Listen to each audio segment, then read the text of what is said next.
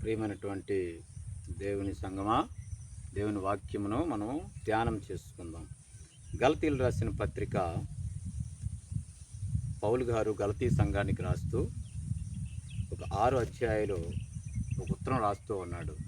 ఆ ఉత్తరం ద్వారా దేవుడు, పరిశుద్ధాత్మ దేవుడు గలతీలో ఉన్నటువంటి సంఘాలకు ఏమి జ్ఞానము ప్రబోధిస్తూ ఉన్నాడు, ఏమి హెచ్చరికలు చేస్తూ ఉన్నాడు. పత్రికలన్నీ కూడా హెచ్చరికల ద్వారానే ఆరంభమయ్యి హెచ్చరికల ద్వారానే ముగించబడుతూ ఉన్నాయి. మనుషుల మూలముగానైనను ఏ మనుషుల వలన కాక యేసుక్రీస్తు వలనను ఆయనను మృతుల్లో నుండి లేపిన తండ్రి అయిన దేవుని వలనను అపోస్తులుగా నియమించబడిన పౌలను నేనును నాతో కూడానున్న సహోదరులందరూ గలతీలోనున్న సంఘములకు శుభమని చెప్పి రాయినది. చూడండి, దేవుని వాక్యము రాసే విధానము, ఉత్తరం రాసే విధానము శుభములతో ఆరంభించబడుతుంది. హెచ్చరికలతో,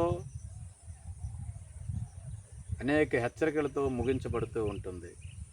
శుభములతో ఎప్పుడైతే ఆరంభించబడుతుందో తర్వాత హెచ్చరికలు వస్తూ ఉంటాయి. హెచ్చరిక లోబడిన వాడు ఆశీర్వదించబడుతూ ఉంటాడు.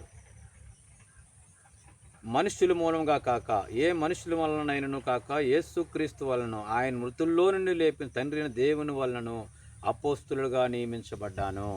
నేను ఏ మనుషుల వల్ల కాదు, ఏ సేవకుల వల్ల కాదు, ఎవరి వల్ల కాదు, కానీ నేను నియమించబడినటువంటి వ్యక్తిగా తండ్రి అయినటువంటి దేవుని వలన, మృతుల్లో నుండి యేసుక్రీస్తును లేపినటువంటి దేవుని వలన మాత్రమే నేను అపోస్తులుడిగా నియమించబడ్డాను. నాతో కూడా ఉన్న సహోదరులందరూ గలతీలున్న సంఘములకు శుభమని చెప్పి రాయినది. ఉత్తరం రాస్తూ ఉన్నాడు. తండ్రి అయిన దేవుని నుండి మన ప్రభువుని యేసుక్రీస్తు నుండి మీకు కృపయు సమాధానమును కలుగునుగాక. మన తండ్రి అయిన దేవుని చిత్త ప్రకారము క్రీస్తు మనల్ని ప్రస్తుత దుష్టకాలములో నుండి విమోచింపవలనని మన పాపముల నిమిత్తము తన్ను తాను అప్పగించుకొనెను. మన పాపముల నిమిత్తము. ఈ ఉత్తరము ఒక గలతీ సంఘానికే కాదు, ఈ భూమి మీద ఉన్నటువంటి ప్రతి మనుష్యుడికి కూడా ఇది చెల్లుతూ ఉంది. భూమి మీద ఉన్నటువంటి ప్రతి మనుష్య జాతికి కూడా, ప్రతి మానవుడికి కూడా ఈ మాట చెల్లుతూ ఉంది. ఎందుకంటే ఇది ప్రస్తుత దుష్టకాలములో నుండి మనల్ని విమోచించాలి. తాగుడు, వ్యభిచారము, బానిసత్వానికి బలైపోతూ ఉన్నారు యవనస్తులు. భయంకరమైన తాగుడుకు, భయంకరమైన జోదాలకు, పందాలకు, బెట్టింగ్లకు బలైపోతూ ఉన్నారు. ఈరోజు అనేక మంది మత సామరస్యంలో పడిపోతూ ఉన్నారు. మతమనే ముసుగులో పడిపోతూ ఉన్నారు. అది ఏ మతమైనా కావచ్చు. క్రైస్తవులు కూడా ఒక మతమే. ఈ మతములో పడినటువంటి వాడు బయటికి రాడు.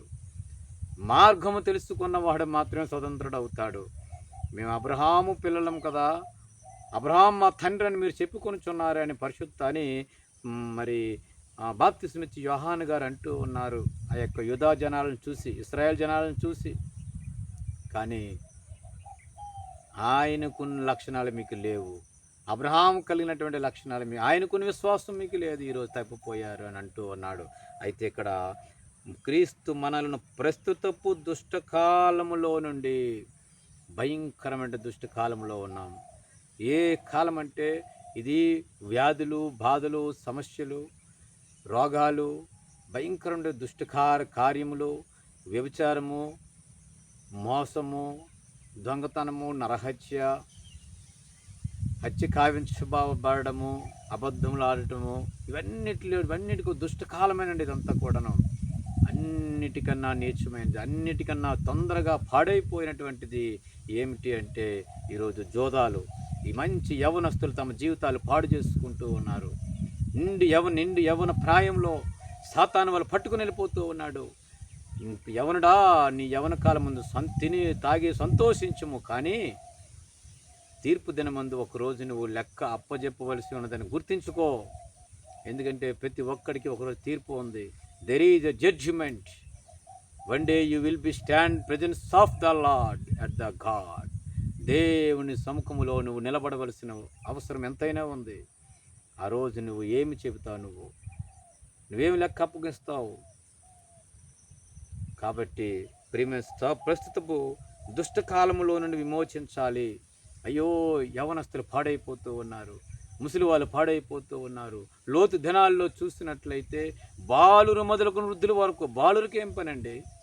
బాలురు అడుగుతూ ఉన్నారు, వృద్ధులు పండు ముసలి వాళ్ళు అడుగుతూ ఉన్నారు, మేము వాళ్ళని ఎరగాలి, మేము వాళ్ళు కూడాలి, మేము వాళ్ళతో సంభోగం చేయాలంటూ ఉన్నారు. ఎవరితో తెలుసండి? దేవదూతల చేతండి.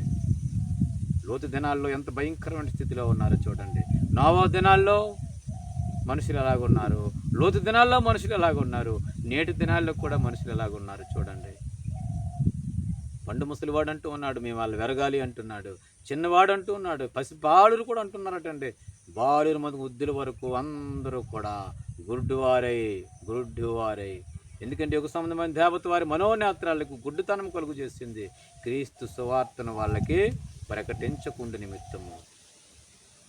కొరింథీయులకు రాసిన పత్రిక 2వ పత్రిక మరి 2:4 చూసినట్లయితే ఈ మాటలన్నీ కూడా అద్భుతంగా కనబడుతూ ఉన్నాయి. అయితే ఆయన అంటూ ఉన్నాడు కదా, మరి మన పాపముల నిమిత్తము తన్ను తాను అప్పగించుకొనెను. తనంతలకు తానుగానే మన పాపముల నిమిత్తము. ఎవరి పాపం అండి ఇది? అయ్యో, నువ్వు చేసిన పాపానికి నువ్వు కదా శిక్ష అనుభవించాలి, నువ్వు పనిష్మెంట్ చేయాలి కదా, నువ్వు పనిష్ అవ్వాలి కదా. కానీ మనల్ని ప్రేమించాడు, కానీ మనల్ని ఎంతగానో మనకున్నటువంటి రోగం తీసివేయడానికి ఆయన రోగి అయ్యాడు, మనకున్న శాపం తీసివేయడానికి ఆయన శాపగ్రస్తుడయ్యాడు. తన్ను తాను అప్పగించుకొనెను. దేనికి అప్పగించుకున్నాడో తెలుసా? మీకు తెలుసా దేనికి అప్పగించుకున్నాడో?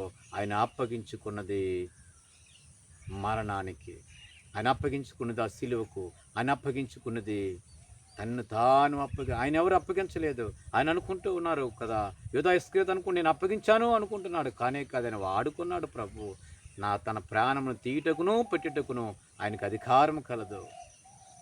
అందుచేత తన్ను తాను అప్పగించుకున్నాడు. ఎందుకు అప్పగించుకున్నాడు మరణానికంటే? ఏ మనుష్యుడు భరించలేనటువంటి మరణాన్ని పొందాడు ఆయన. ఏ మనుష్యుడు భరించలేనటువంటి పనిష్మెంట్ ఆయన అనుభవించాడు.